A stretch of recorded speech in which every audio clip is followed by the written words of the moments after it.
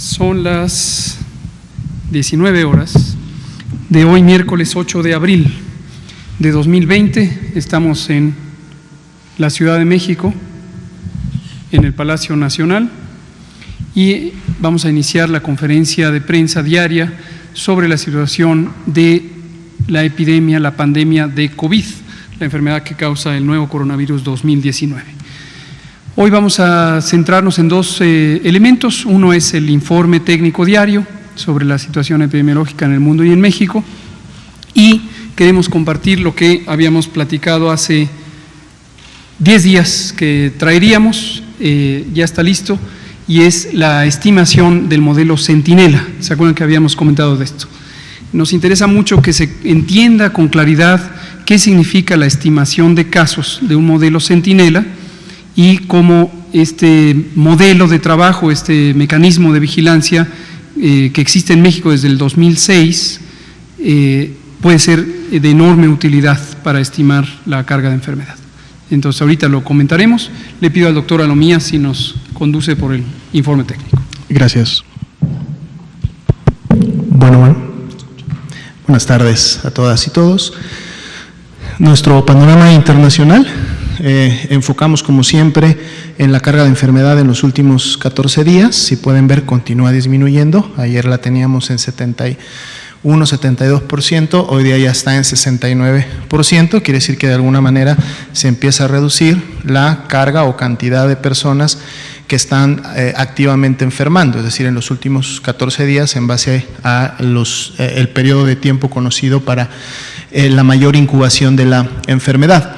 Y en relación precisamente a dónde se está llevando a cabo la mayor carga, en qué región, es decir, en las últimas 24 horas, nuevamente Europa y América continúan, digamos que disputando el primer lugar, prácticamente ya emparejándose entre un 46 y 45% de todos los casos confirmados en las últimas 24 horas en el mundo, siguen estando prácticamente a la par. Y bueno, continuamos viendo la tendencia ascendente que tiene la región de América, que es precisamente en donde se está desenvolviendo o donde la mayoría de los países están en este momento entrando a su fase epidémica, y Europa lógicamente empieza a contraer la carga día con día. Nuestra siguiente diapositiva es precisamente el panorama nacional. El día de hoy se actualiza la cifra de casos confirmados a 3.181, así también son ya más de 17.000 personas las que han dado negativo a la prueba, y estamos prácticamente a nada de que sean 30.000 las personas que hasta el momento se han estudiado.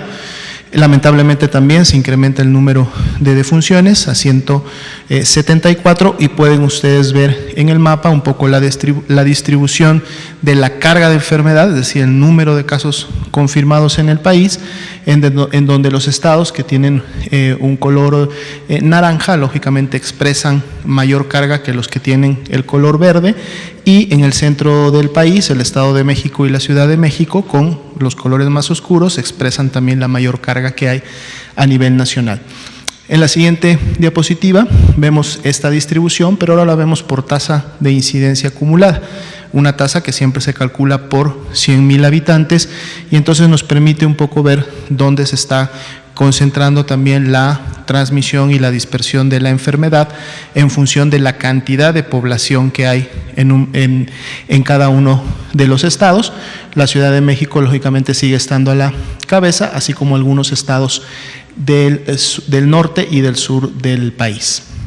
La siguiente, por favor. Tenemos la distribución por grupo de edad, ayer nos lo solicitaban. Sí, en la distribución por grupo de edad vemos que la mayor carga de enfermedad es en adultos jóvenes, en edad productiva.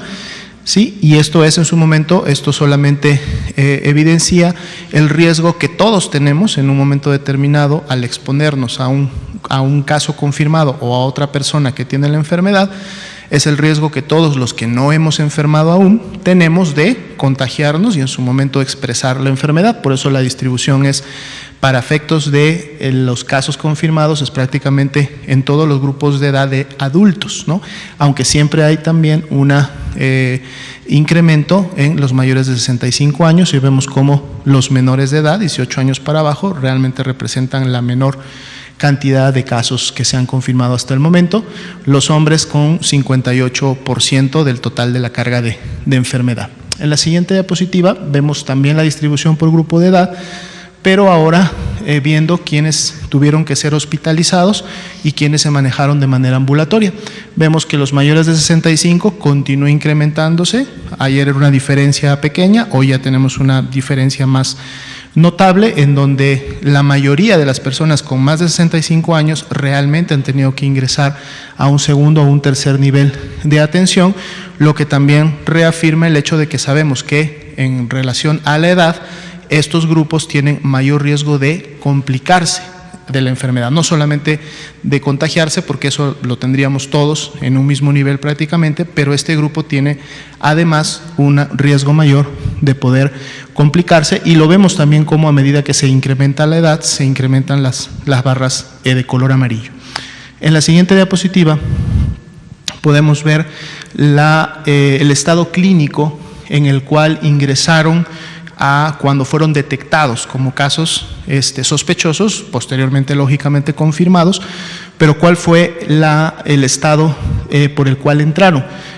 Por ambulatorios, prácticamente el 71%, hospitalizados estables, casi un 10%, pero hospitalizados graves, un 16%, y hospitalizados críticos o que tienen ya un ventilador mecánico para asistir a la respiración, un 3.5%, y más o menos o casi exacto ha estado en los porcentajes que en su momento se estimaron de cómo se iba a distribuir la carga de la gravedad de estos 3.181 casos que hasta el momento se tienen. En la siguiente diapositiva vemos ahora sí la distribución por grupo de edad de las defunciones, en donde entonces ahora aquí sí vemos en el grupo solamente de las defunciones, a diferencia de todos los casos confirmados, vemos como si la mayoría de las defunciones se ubican en grupos de edad más elevados, y sobre todo destaca el de mayores de 65 años. Igualmente las 3/4 partes de las defunciones siguen siendo en hombres. En la siguiente diapositiva vemos las defunciones cómo estuvieron asociadas a factores de riesgo o comorbilidad, y continuamos teniendo en las partes superiores con las mayores proporciones, o sea, la mayor presentación de esta comorbilidad en las defunciones de la hipertensión, la diabetes y la obesidad, sin dejar de lado los otros factores de riesgo que también están presentes, como es el tabaquismo, los problemas renales, la enfermedad pulmonar obstructiva crónica, enfermedades cardiovasculares, también tenemos la inmunosupresión producida y el asma, que hasta el momento se han asomado como comorbilidades. En la siguiente diapositiva vemos la carga de defunciones por estado en donde ocurrieron estas defunciones, pero además también vemos en la línea verde la tasa de letalidad. A nivel nacional la letalidad es de 5.46, pero ya cuando la vemos representada en cada uno de los estados, vemos cómo esta letalidad puede variar desde un 26.67 hasta un 1.49, y esto lógicamente depende de la cantidad de casos que se han detectado y confirmado en cada uno de los estados y cuántos de estos han lamentablemente fallecido. En la siguiente diapositiva tenemos la distribución de mortalidad. A nivel nacional es de 0.14, y también tenemos esa distribución. La carga de defunciones es la misma, pero cambia de posiciones en función de la población y entonces cuántas personas han fallecido por COVID-19 en relación a la cantidad de personas que viven en ese estado. Y ahí la podemos ver en la línea naranja, cuál es esa tasa de mortalidad, que también fluctúa desde un 0.58 hasta un 0.02. En la siguiente diapositiva podemos ver la carga de enfermedad, tanto acumulada, que es la gráfica, la línea con círculos en la parte superior, que son los 3.181 casos que se han confirmado hasta el momento. Vemos cómo pues continúa acrecentándose y acumulándose la cantidad de casos, y en la parte inferior vemos la carga incidente, es decir, la cantidad de casos que día con día se han confirmado, y volvemos a notar el día de hoy también, y en función ya prácticamente de la última semana, como día con día tenemos una tendencia ascendente. ¿sí? Aunque no se, digamos, duplica o menos se hace muy representativa en función a la del día anterior, vemos que siempre día con día hay un incremento de la cantidad de casos que para un día se han confirmado, lo cual es una tendencia ascendente clara. Hasta aquí el panorama de hoy. Perfecto. Muchas gracias, doctora Lomía. Enseguida vamos a mostrar algunos datos complementarios que tienen que ver con otros elementos que informan sobre lo que está ocurriendo con la epidemia. Y aquí quisiera empezar comentando de manera panorámica lo siguiente. La información que uno necesita para el manejo de una epidemia, así que quítamela tantito para no distraernos, ahorita regreso a esto. Quisiera comentar esto. Cuando uno tiene un fenómeno como una epidemia, uno necesita tener información de cómo se está comportando esta epidemia.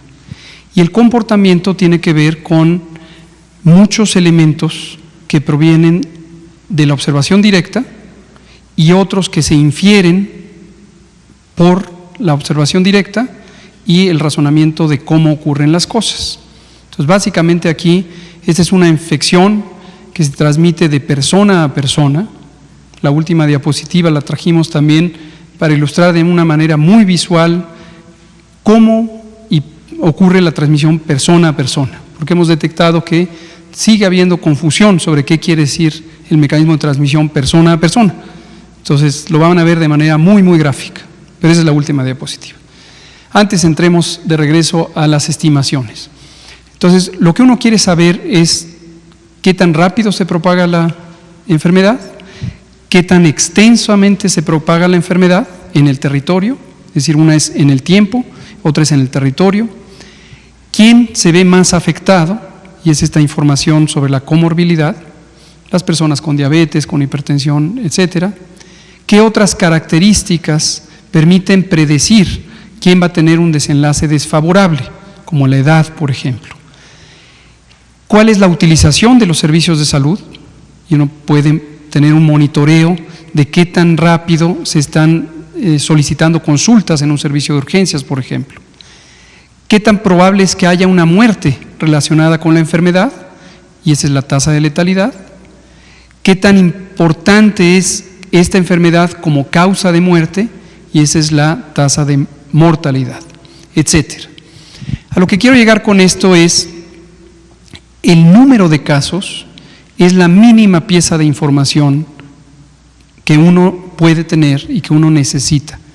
Pero lo relevante es de ese número de casos y sus características por estado, por institución, por grupo de edad, etcétera, que nos informan. Y por eso hemos dicho, no solamente ahora para COVID, lo hemos dicho en muchas otras ocasiones, para el dengue, para la influenza, para cualquier enfermedad, es muy importante saber que el número es la mínima pieza de información. Lo importante es cómo uno utiliza esos números para interpretar, para conocer, para descubrir otros fenómenos que son los que directamente son relevantes para tomar decisiones. Termino con esta introducción poniéndoles el caso vivido. Cuando tuvimos un aumento de 2 a 3 casos por día, que se daban de manera esporádica entre el 28 de febrero y el 12 de marzo, y el 13 de marzo tuvimos 12 casos, en esta misma espacio dijimos, se triplicó el fenómeno, se triplicó la carga de casos de COVID. 12 comparado con 3 a 4. Entonces, esto fue suficiente para tomar una decisión que estaba programada para ser tomada en el momento en que ocurriera ese fenómeno, a pesar de que son solo 12 casos, lo fueron en su momento. Entonces, esto ilustra cómo cuando uno entiende lo que está ocurriendo, los datos son la pieza mínima de la que hay que tomar una interpretación basada en evidencia que nos lleve a tomar decisiones. En este caso concreto que les estoy diciendo, ¿cuál fue la decisión? Iniciar las medidas de mitigación comunitaria. ¿Sí?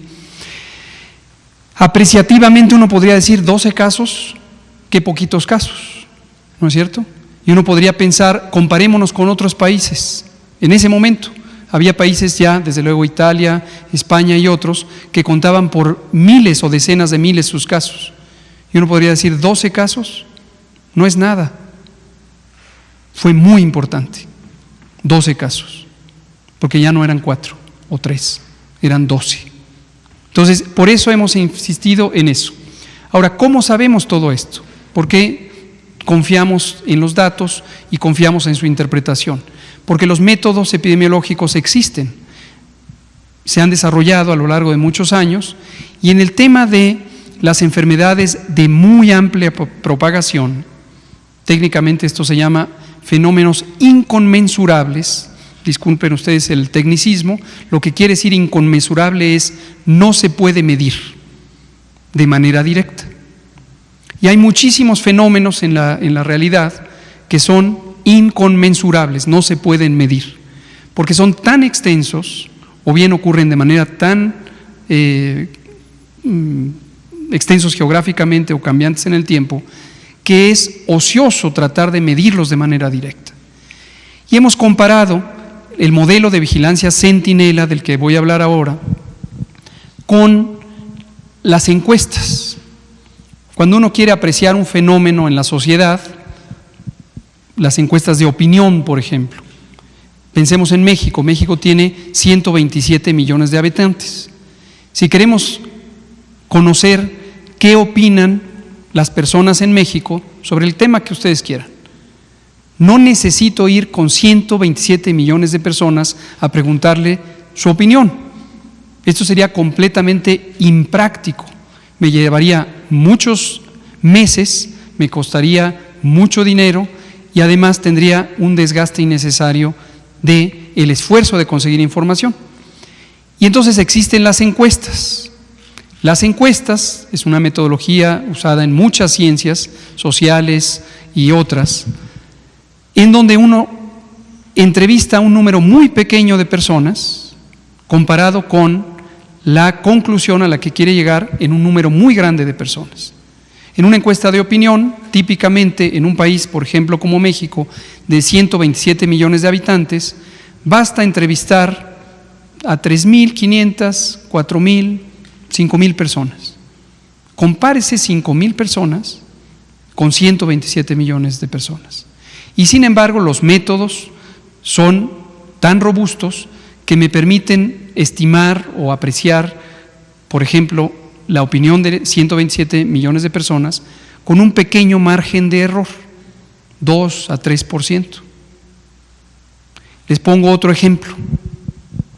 Si yo quiero, este es médico, este es biológico, si yo quiero saber en una persona cuánta hemoglobina tiene, la hemoglobina es la proteína que le da el color rojo a la sangre y que se encuentra en los glóbulos rojos, y se usa muy comúnmente en la medicina conocer si la persona tiene hemoglobina normal o hemoglobina baja, en cuyo caso tiene anemia.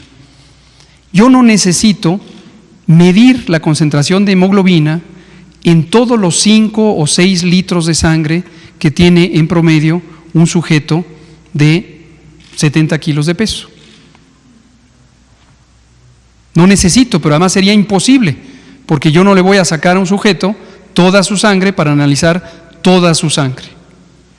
¿Cómo puedo saber cuánta hemoglobina tiene el sujeto?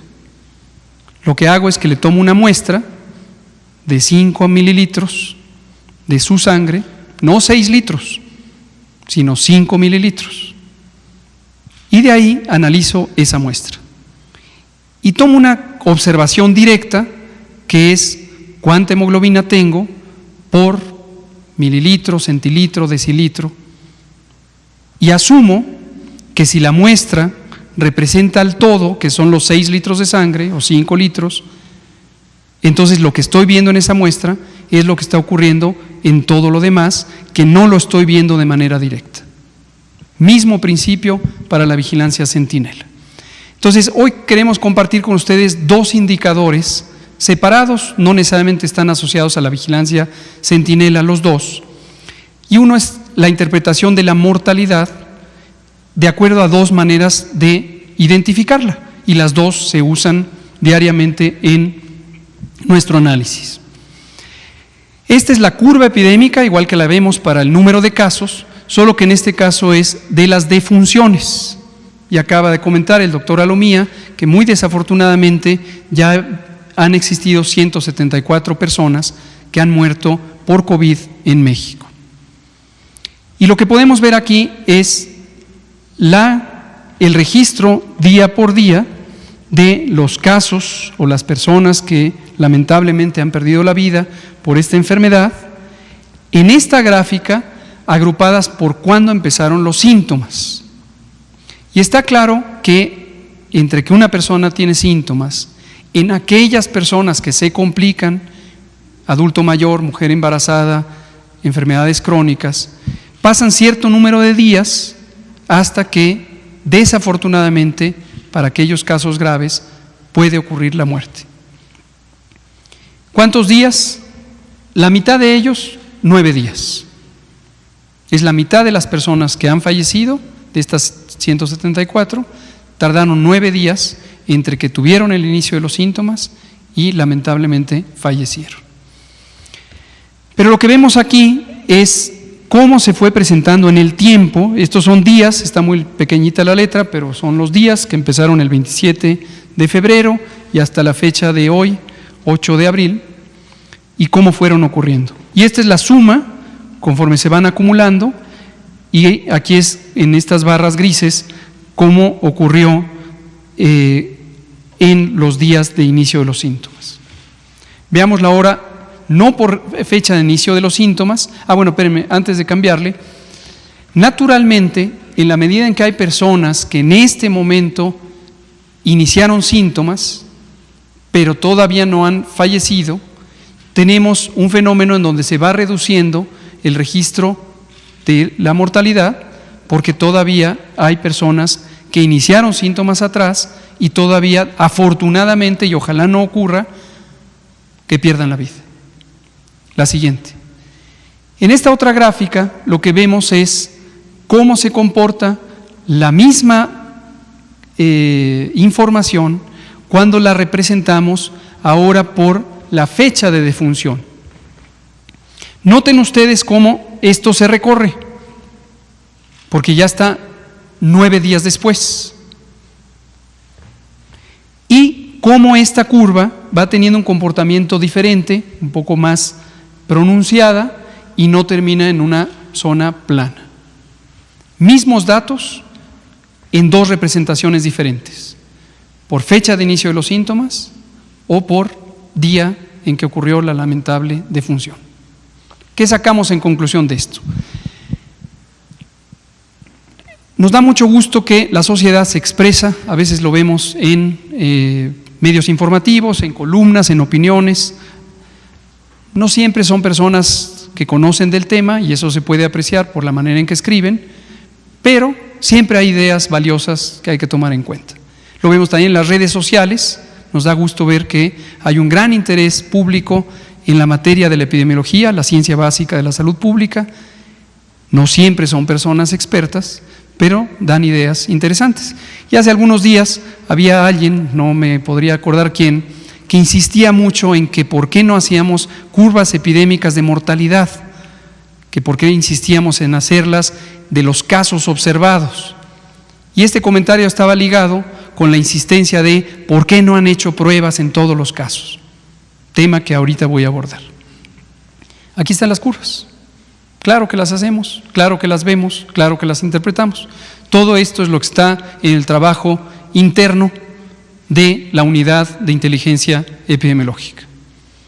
¿Qué concluimos de estas dos? El comportamiento de la mortalidad en términos del tiempo tiene gruesamente el mismo comportamiento que los casos.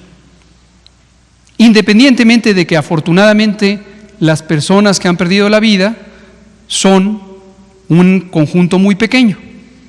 5.1, ¿cuál fue la letalidad? 5.1 nuestra letalidad.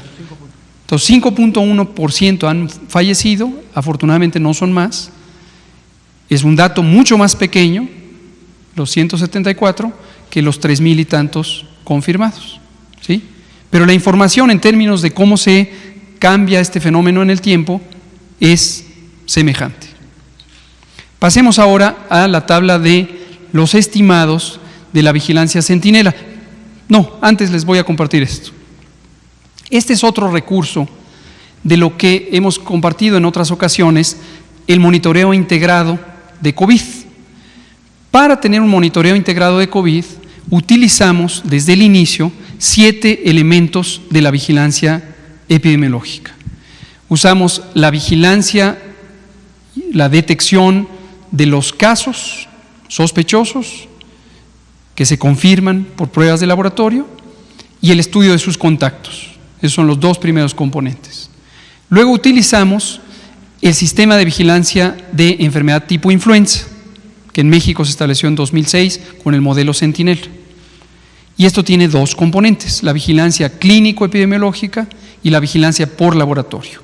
Y en la vigilancia por laboratorio tenemos el panel de 14 virus, eran 13, agregamos el SARS-CoV-2 y ahora son 14. Y recordarán que al inicio teníamos estos mapeos territoriales para saber si SARS-CoV-2, el virus causante de COVID, circulaba o no en ciertas regiones del país. Luego tenemos la vigilancia generalizada convencional. Este es uno de los modelos más antiguos de vigilancia de infección respiratoria aguda, que produce estas gráficas que en un minuto voy a explicar. Pero antes les explico cómo funciona este otro modelo. Esta es vigilancia generalizada, quiere decir que por ley, de acuerdo al título 8º de la Ley General de Salud y de acuerdo a la norma oficial mexicana 017, todas las unidades de salud, públicas, sociales o privadas, tienen la obligación de notificarle a la autoridad sanitaria los casos de infección respiratoria aguda, que estrictamente no es una demostración de infección, es el síndrome respiratorio agudo que es compatible con una infección. Y esto es histórico, pero antes de que existieran los modelos Centinela, lo que llevó es a un error de apreciación que persiste hasta el momento en la mayoría de los países. Y es la idea de que todo se puede observar de manera directa. Y no. La ciencia de la epidemiología, desde hace varias décadas, está convencida de que no todo se puede observar, por lo que expliqué al inicio. Entonces, en realidad es un error metodológico suponer que solo lo que se ve existe y al revés, que lo que no se ve no existe.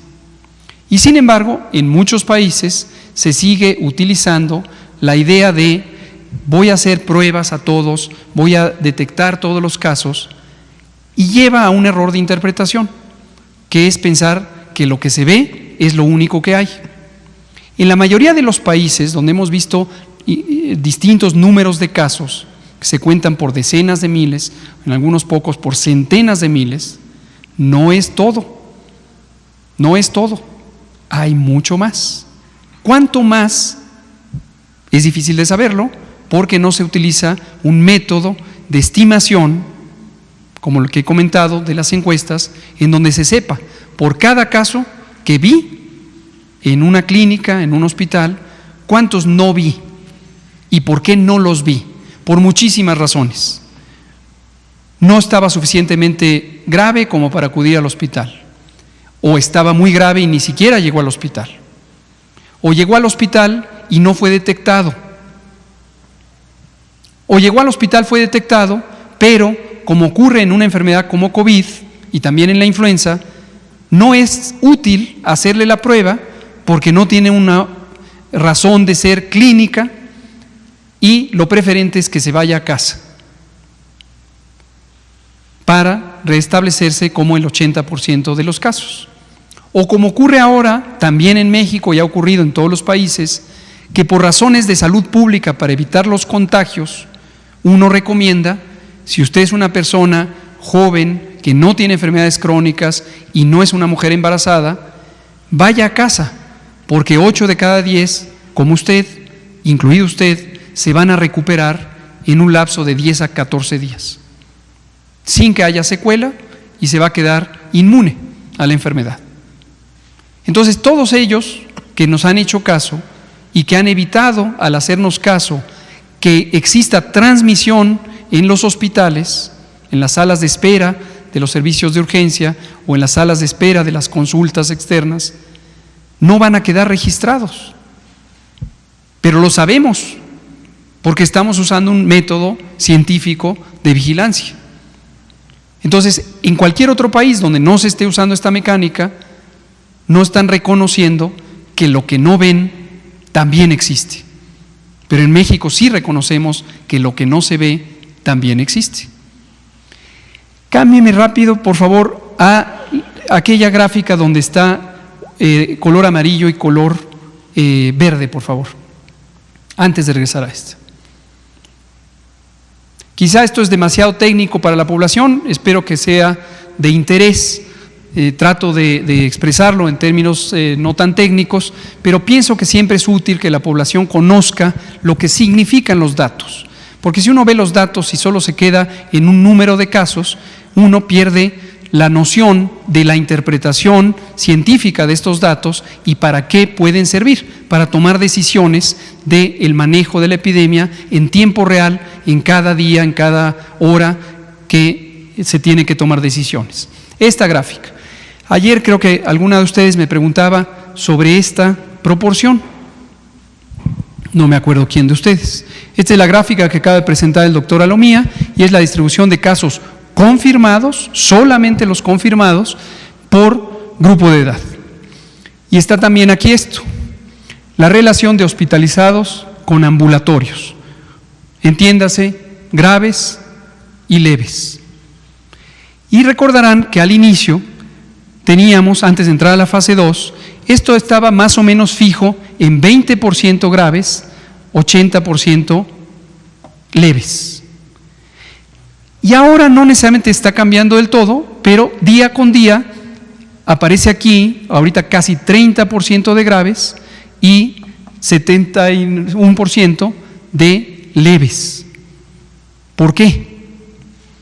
No es porque la enfermedad se está comportando más grave, sino porque sabemos perfectamente, nosotros mismos lo estamos recomendando para evitar contagios en las salas de espera de los hospitales, que estas personas, que afortunadamente son 8 de cada 10, ya no están llegando a diagnóstico. Y no pasa nada con que no lleguen a diagnóstico, porque médicamente no se necesita tener la comprobación diagnóstica, ni por laboratorio, ni por las características clínicas, para recomendar lo que se recomienda, que es quédese en su casa, duerma bien, tome líquidos abundantes, tenga paciencia, si tiene fiebre puede usar un medicamento contra la fiebre, evite contagiar a sus familiares, guardando sana distancia, usando un cubrebocas y no salga, quédese en casa. Entonces vamos a seguir viendo esta proporción que va aumentando, pero hay que interpretarla en estos términos, ¿sí? ¿Por qué lo sabemos? Porque en la fase 1 no teníamos esa recomendación y era un fluir natural de personas hacia las salas de espera y hacia las consultas. Entonces se registraban gruesamente todos los que había y que estaban dispuestos a ir a consulta, para que tomen en cuenta eso. Regresemos por favor a las otras gráficas. Estas otras gráficas se llaman canales endémicos. La otra, por favor, la que tiene un área verde muy grande. Canal endémico, dicho de manera no técnica, quiere decir endemia. A diferencia de epidemia, endemia es lo que normalmente ocurre sobre la salud en una población. Y hay fenómenos que son endémicos porque siempre están ahí. Los catarros, las diarreas, ciertas enfermedades de la piel, las infecciones urinarias, los problemas esqueléticos, varios problemas esqueléticos degenerativos. Hay muchas cosas que son endémicas, es decir, no han cambiado en el tiempo. Esta gráfica, que representa aquí las semanas de un año, de la 1 a la 52, y la cantidad de casos registrados porque van a consulta y son registrados, se representa en esta gráfica, en estas áreas. Y los colores lo que representan es que una cuarta parte de las personas que han tenido infecciones respiratorias agudas en México durante los últimos 7 años lo han presentado en estas fechas, lo que se ve aquí en la zona verde. 50% de las personas que han tenido esta enfermedad lo han hecho en estas fechas, lo que se ve en la parte amarilla. 3/4 partes de las personas que han tenido infección respiratoria aguda lo han tenido en estas fechas, lo que se ve en la zona roja. Y como pueden ver ustedes, hay pequeñas variaciones, como se puede ver aquí, mientras que 1/4 parte lo tuvieron en la semana 37, 2/4 partes lo tuvieron en la misma semana 37 y 3/4 partes lo tuvieron en la misma semana 37. Esto de lo que nos habla es de lo esperado. ¿Cuántas personas o qué porcentaje de personas esperamos que tengan infección respiratoria aguda a lo largo del año? Esas.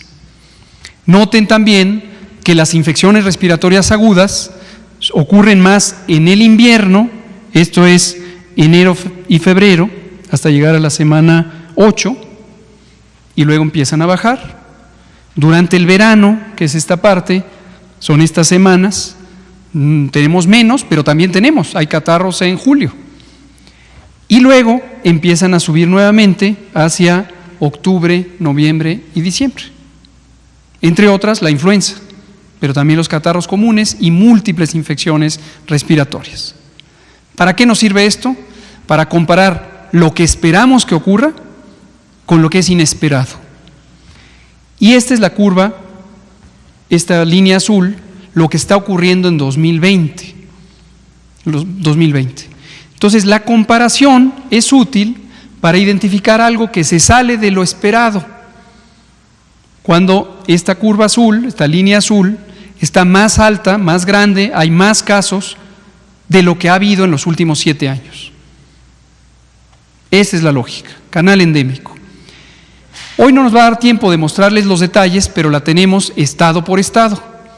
Y habíamos tenido, y seguimos teniendo, esto que había estado en lo esperado y que, interesantemente, en la semana 12 subió. ¿Por qué digo que es interesante? Porque la semana 12 acabó el sábado 14 de marzo. Cuando identificamos que de COVID, en lugar de tener los 3 o 4 casos que habíamos tenido, tuvimos 12. Y por eso vine aquí a decir, tenemos 12. ¿Qué noticia puede ser tenemos 12? Cuando en Europa tenían decenas de miles. Porque se interpretan los datos. Y se puede ver la consistencia, se puede ver que todo coincide, y este fenómeno que viene de otro mecanismo de vigilancia, que son consultas en 26,000 unidades de salud, tiene este comportamiento. Aumentó en la semana 12. La siguiente es lo mismo, pero son las neumonías, que en ese momento no se salían de lo esperado.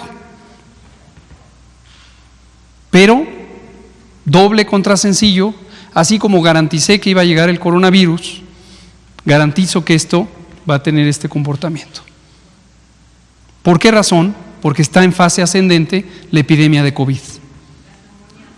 Tanto las neumonías como las infecciones respiratorias. Las neumonías van a representar a los graves, las infecciones respiratorias agudas a los no graves. Y es clarísimo, lo hemos venido diciendo, que desafortunadamente no hay manera de parar la epidemia, solamente hay manera de reducirla si nos quedamos en casa y no salimos. ¿Sí? Esa es la interpretación. Finalmente, ¿qué hora es? Para que les dé tiempo de hacer preguntas. Por cualquier causa, por determinar. Qué bueno que lo pregunta Blanca. Este es un registro que no está asociado con hacer pruebas. No necesitamos aquí hacer pruebas porque no pretendemos hacer pruebas. Y miren qué cantidad, 5,000, 6,000, y esto es solo 3/4 partes. Si yo pusiera el 100%, estamos llegando como a 7,500. Y tan solo esta semana, más la otra, más la otra, más la otra. Cada año hay decenas, de hecho centenas de miles de neumonías por todas las causas posibles. Algunas se identifican y se sabe la causa, muchísimas no se identifica la causa, aunque se le hagan pruebas de distintas microorganismos. La siguiente y última. ¡Tarán! Las cifras. Usando el método que estoy comentando y que quisiera recordar a la audiencia, las periodistas lo conocen muy bien, las y los periodistas, en la vigilancia centinela de influenza, ¿se acuerdan lo que dije de las encuestas? 127 millones de personas y tenemos 3,500 personas que fueron entrevistadas. Aquí es semejante. En el país existen 26,000 unidades de salud. Unidades de salud en medicina familiar, centros de salud, rurales y urbanos, hospitales, pequeños, medianos y grandes, 26,000. En la vigilancia centinela hay 300, ¿cuántas son en este momento, estimado José Luis? 375 unidades de salud monitoras de influenza, que ya cambiaron de nombre y ahora se llaman unidades de salud monitoras de enfermedad respiratoria. ¿Por qué cambiaron de nombre? Porque incorporamos a COVID en el mismo método de vigilancia. 375, comparadas con 26,000. Alguien que no sepa epidemiología diría, ¿cómo es posible que solo 375 si en el país hay 26,000? Porque tenemos información de las dos cosas. Tenemos en la gráfica de colores que acabo de mostrar información de las 26,000. Pero queremos hacer la demostración por laboratorio en las unidades monitoras de enfermedad respiratoria y además queremos tener el detalle de las condiciones clínicas de estas personas, si tienen diabetes, si tienen hipertensión, si fuman, si tienen enfermedad pulmonar obstructiva crónica, cuál es su edad, cuándo empezaron los síntomas, cuáles fueron esos síntomas, cuánto tardaron en tener alguna complicación, si es que la tuvieron, si es que se hospitalizaron, cuánto duró la hospitalización, etcétera, etcétera, etcétera. Y esto nos resulta, espero que aquí no se pierdan en el tecnicalismo, esto por supuesto va a ser ya información pública, no solo aquí, la estaremos publicando. Voy a tratar de ser más o menos directo o simple en mi explicación de esta tabla. Aquí tenemos las semanas del año 2020, de la 1 a la 13, que es la que estamos teniendo. Aquí tenemos las infecciones respiratorias agudas, las neumonías y las influencias en las 375 unidades de salud monitoras de enfermedad respiratoria. Y este es el número de casos directamente observados de estas enfermedades. Y aquí tenemos estas esta es en la SUSMER, exacto. Y estas son las que solamente cumplen las características de la definición de caso de influenza, que es prácticamente idéntica a la de COVID. ¿Sí? Estas no tienen que cumplir con que estornuden y fallan a consulta, están consideradas aquí. O estornudo, fiebre y van a estar aquí. Y esta es una definición más estricta, las características que hacen sospechar COVID o influenza. Es prácticamente idéntica. Y son menos, obviamente. Estas forman parte de estas. Y estas, como parte de estas, nos dan un porcentaje, que aquí está, y es el porcentaje de consultas que se asocian con la característica de COVID como enfermedad. Hasta aquí no hay prueba de laboratorio. Aquí viene la prueba de laboratorio y se determina el índice de positividad, que se acuerdan que hemos estado hablando de él, de cuántas muestras que tomé en personas que cumplen la definición de COVID, sospechoso de COVID, en cuántas muestras salió positivo el nuevo coronavirus SARS-CoV-2, en este porcentaje. ¿Recuerdan que lo hemos estado presentando? Y que va subiendo, además, vean ustedes.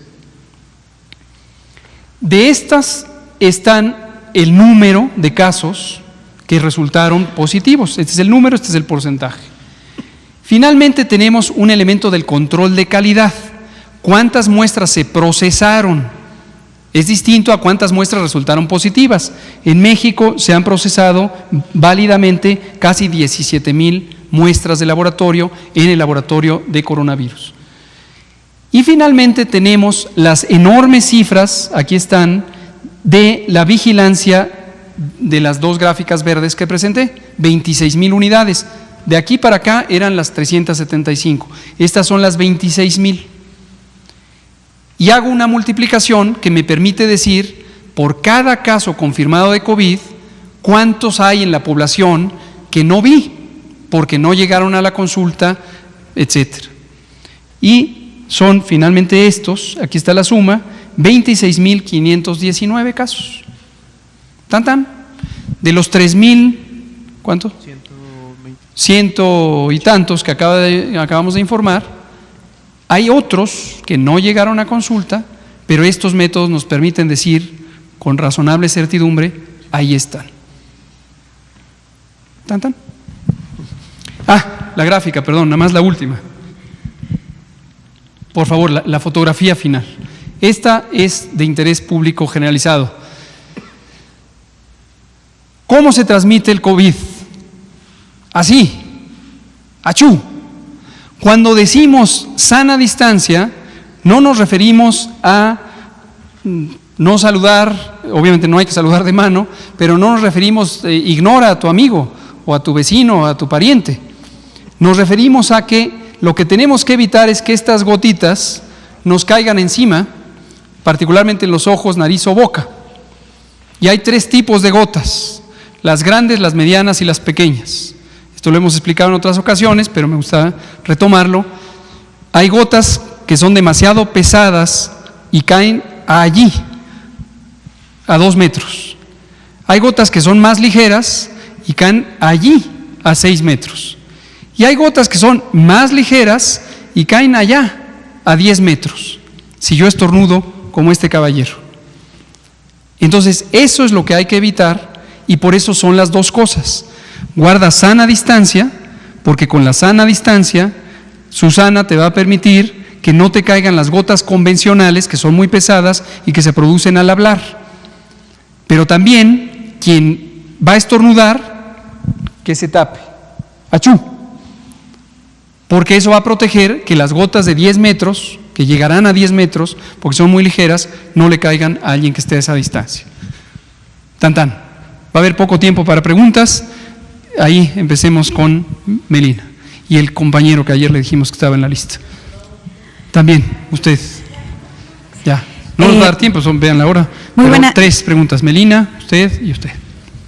Muy buenas tardes, subsecretario. Primero, sobre este comunicado de la Secretaría de Salud que justamente emitió esta tarde explicando que no recomienda el uso de arcos y túneles sanitizantes, pero que estos han proliferado por ciudades en todo el país. ¿Cuál es la diferencia entre el mecanismo de estos túneles y su relación con la propagación del COVID-19 y la sanitización de espacios públicos, incluso aquí afuera de Palacio Nacional, mercados, transporte público, patrullas? ¿Qué deberían hacer las autoridades? ¿Quitar estos filtros o que los ciudadanos no pasen? Y respecto a este modelo Centinela que nos está dando este resultado de casos positivos a COVID-19, ¿cómo se parafrasea toda esta clase que nos dio a nosotros, que ya entendimos, para la población? Gracias. Con mucho gusto. Voy a la primera y enseguida a la segunda.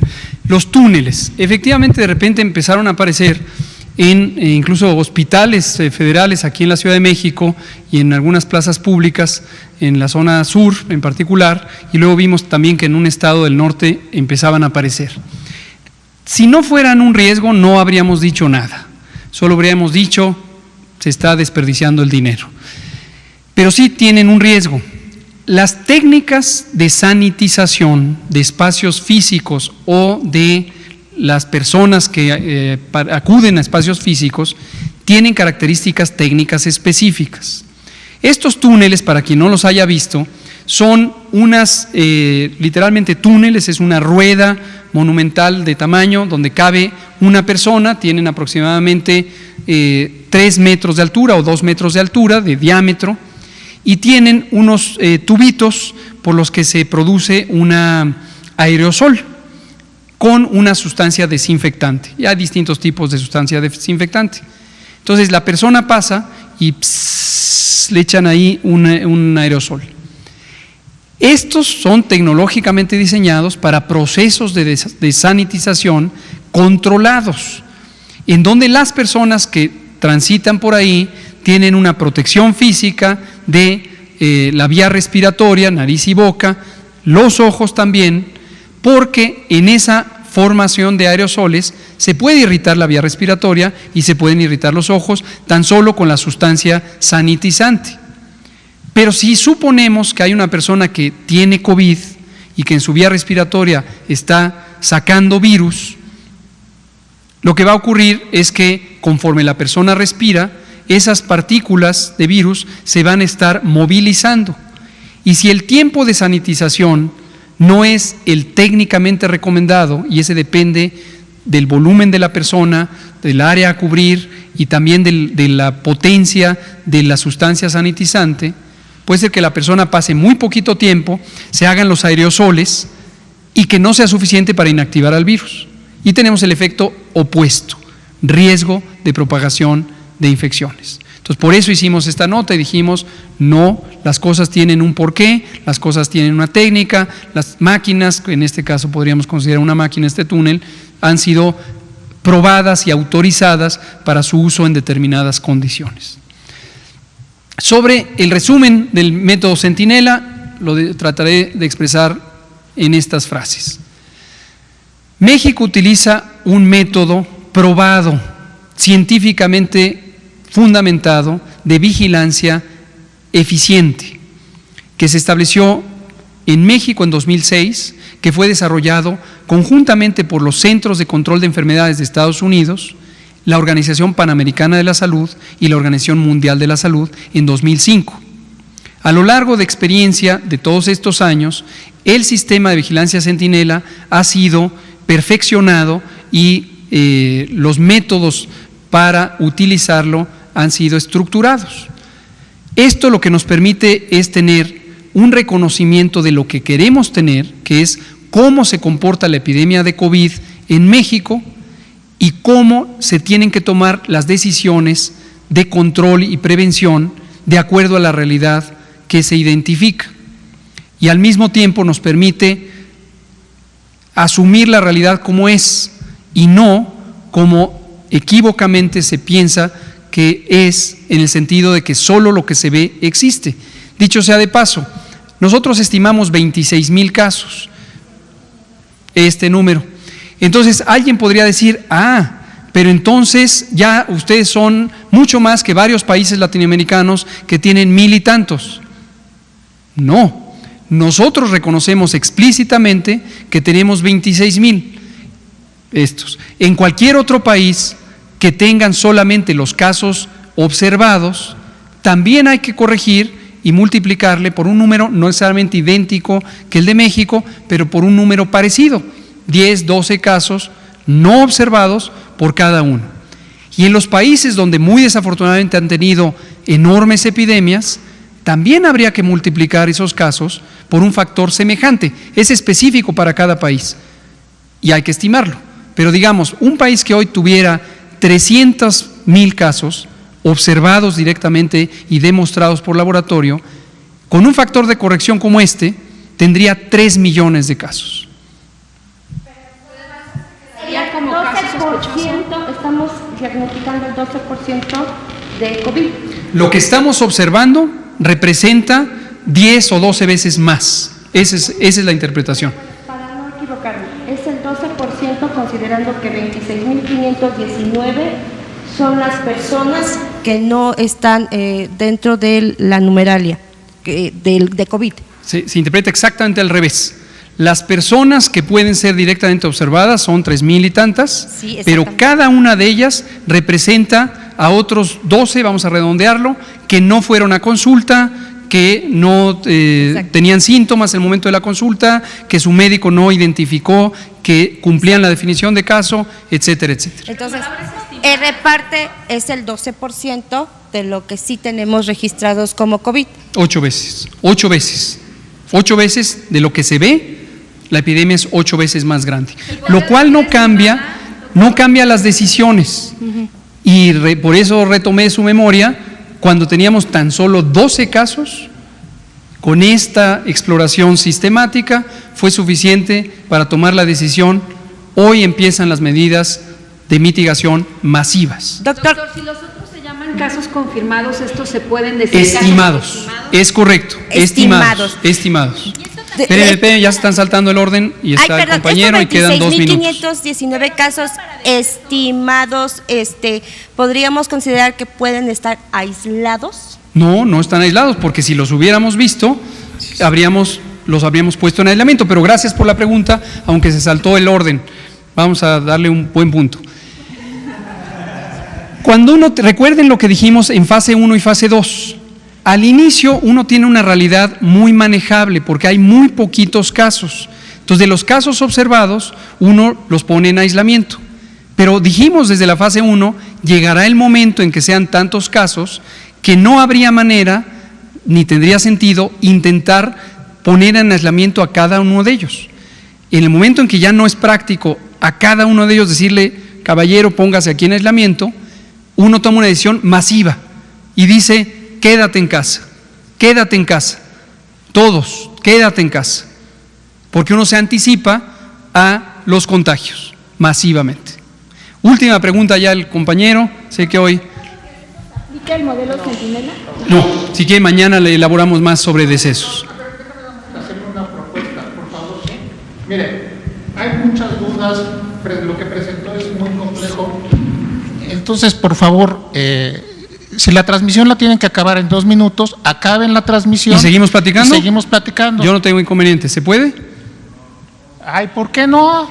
O sea, es un programa. Nos podemos quedar unos minutitos, aunque se acabe la transmisión, el público ya no verá la conversación, pero creo que es razonable, ustedes tienen que hacer sus notas y podemos tomarnos unos minutos. Entonces, última pregunta al aire y luego seguimos. Perfecto, por favor. Gracias, doctor. El Consejo Ciudadano para el VIH e Infecciones de Transmisión Sexual de la Ciudad de México envió una carta al presidente López Obrador y al secretario de Salud sobre su preocupación de el cierre de diversos servicios por la emergencia sanitaria. Y advierten que estos casos de VIH podrían repuntar durante la contingencia o verse empeorados. ¿Ya tienen alguna postura que les pudieran compartir? ¿Cuál sería la postura de la Secretaría de Salud? Y la otra es preguntarle, estas gráficas que nos ha mostrado este número creciente de infectados, ¿está en lo estimado que ya tenían ustedes previsto o va más rápido de lo que pensaban o va más lento? ¿Cómo va? Gracias por sus preguntas. Sobre la segunda, va igual. Y lo dijo hace unos pocos días el doctor Alaumía, yo también lo he dicho, independientemente de que tengamos este número de casos o que sea 8 veces mayor, el comportamiento en el tiempo y en el espacio es el mismo. Entonces sí. Respecto a lo otro, no he visto todavía la carta, la iré a buscar con mucho gusto. Le tengo enorme respeto al Consejo Ciudadano de VIH de la Ciudad de México. No olvidar que ellos han sido aliados muy importantes de nosotros cuando hicimos la optimización de los nuevos tratamientos contra el VIH y me interesa mucho saber la opinión que tienen y por supuesto atender cualquier inquietud. Mañana lo comento, iré por la carta y mañana lo comentamos. Gracias. Que podemos seguir, nos dicen. Perfecto, gracias. A ver, Alejandro, que yo le decía a Mauricio. No se preocupe. Bueno, a ver, esta información epidemiológica no es de seguridad nacional, no está restringida, ¿o sí? No. Ok. Entonces, mire, la pregunta es en relación al comunicado técnico diario, que es el sentido de estas conferencias. Entonces, las gráficas que nos presentan, la mitad de esa información viene de la tabla de casos positivos. Sí. Y la otra mitad no tenemos acceso. No tenemos acceso a saber dónde están hospitalizados, no tenemos acceso a saber el número de los que están enfermos, es decir, tenemos que atenernos a la gráfica que nos están presentando. Entonces, una petición de que esa información sea pública, magnífico, porque la necesitamos. ¿Sí? Magnífico, magnífico. Ahora, otro punto es en relación a un cambio que hubo en el comunicado técnico. El día domingo nosotros teníamos 5 países que se mostraban como países importadores de casos positivos. El día lunes nos mandaron una tabla de casos positivos con 30 países. ¿Me podría explicar por qué se da ese cambio y si eso no hace perder la consistencia de la información que nos están dando? Muchas gracias. Gracias. Ahorita le digo al doctor Alomía si contesta lo segundo, pero déjeme decirle gracias por su comentario, por su petición, por su demanda de que la información sea pública. Les digo con todo aprecio, si ustedes piden, con mucho gusto se da. Nosotros tratamos de tener un informe sintético, simple, de interés general, no todo el mundo está en deseo o interés de entrar a detalles técnicos, pero a mí me fascina que la gente se vaya involucrando. La ciencia, cualquier ciencia, incluida la epidemiología, debe estar al alcance público. Entonces, en la medida en que ustedes hagan preguntas más elaboradas, y no el mismo tema siempre, sino preguntas sobre detalles que no se hayan comentado, fascinados de ponerlo a disposición pública en la página y también comentarlo aquí, todo lo que sea. La hora de cierre está a la 1 de la tarde. Ya lo hemos comentado varios compañeros aquí, que nos cierran la información, nos la suben pues hasta las 7 de la noche. De las 7 de la noche a las 12 de la noche, esa es la única ventana que es válida esa información.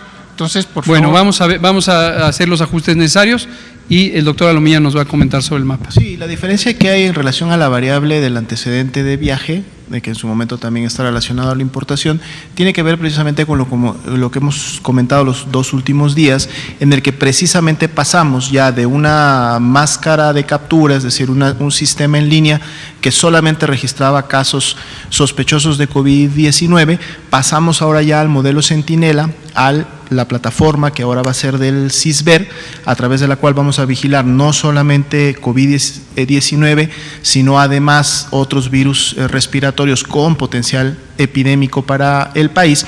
Y entonces la migración de esta información en su momento se está terminando de estabilizar, es decir, la información está yendo de una plataforma hacia la otra y también desde los sectores, el IMSS, el ISSSTE, de todas las áreas que están migrando la información. Podemos, de hecho, habíamos tomado la decisión, y lo comento, de un poco ya quitar la información del antecedente de viaje, porque en el escenario 2 y de aquí para adelante, realmente ya no va a ser tan relevante este dato, porque la transmisión más bien se va a dar a nivel comunitaria y son otras las variables que en su momento se pueden dar. Más sin embargo, como dice el doctor López-Gatell, en función de la información que se requiere y se pida, podemos prepararla y con mucho gusto compartirla sin ningún problema. Gracias. Está Natalia Vitela y Héctor. Y nos queda 1 minuto. Entonces, Héctor, para mañana. Se van a entregar pruebas rápidas, entiendo que 500,000 pruebas rápidas en los estados. Lo que le quiero preguntar es si son necesarias, si está el modelo Centinela. Gracias. Una pregunta, esa es una pregunta. La otra pregunta es sobre los brotes en los hospitales en Estado de México, en Coahuila, ha habido en Baja California. ¿Qué está pasando ahí, doctor? ¿Es falta de preparación del personal? ¿No hay equipo? Si nos puede explicar. Con mucho gusto. Pruebas rápidas. Y lástima, ya no nos da tiempo. Tengo unas diapositivas, mañana hablamos de pruebas rápidas y de la tecnología de las pruebas. Pero baste decir, porque hoy fue un tema que se conversó en medios públicos a partir de una reunión de seguimiento con los gobernadores, la idea de que al fin nos convencimos de las pruebas rápidas. No confundir. Se le llama convencionalmente pruebas rápidas o también llamadas tiras reactivas a unos dispositivos que son como si fuera la prueba de embarazo. Es un instrumento de plástico que adentro tiene un mecanismo químico, lo simplifico, para detectar anticuerpos contra el virus. Esas pruebas, en algún momento quizá se tendrá conocimiento mucho más avanzado de la respuesta inmune ante el virus, es decir, en qué momento se fabrican los anticuerpos en el cuerpo humano infectado por el coronavirus, y se transferirá a una tecnología útil para el diagnóstico. Pero hoy 8 de abril, esas pruebas carecen de validez y de utilidad, y por eso, aunque hay más de 18 marcas en el mundo, ninguna autoridad sanitaria las ha aprobado.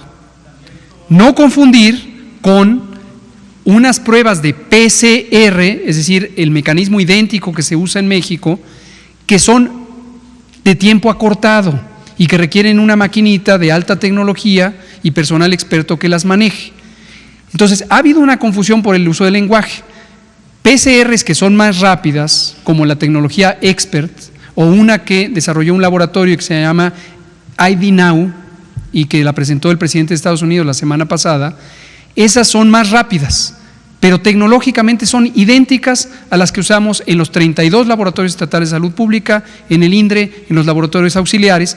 De hecho, ya la veníamos usando en México para otros diagnósticos como la tuberculosis. Entonces, no hay ningún cambio de postura. Las llamadas pruebas rápidas o tiras reactivas que se basan en la detección de anticuerpos no tienen validez y no tienen recomendación en México. ¿Van a hacer estas pruebas? ¿Vale? Estas 500.000 pruebas van a hacer las pruebas. Seguiremos utilizando el modelo Centinela y donde se cumpla la definición de caso en las unidades de salud monitoras de influenza o en el 100% de los casos graves, 100% de los casos graves, y desde luego también los que fallezcan, como lo explicamos ayer, habrá una prueba para el diagnóstico. Se acabó el tiempo, mañana hablamos de otros detalles. Muchas gracias. Gracias. Quédense en casa, por favor. Gracias.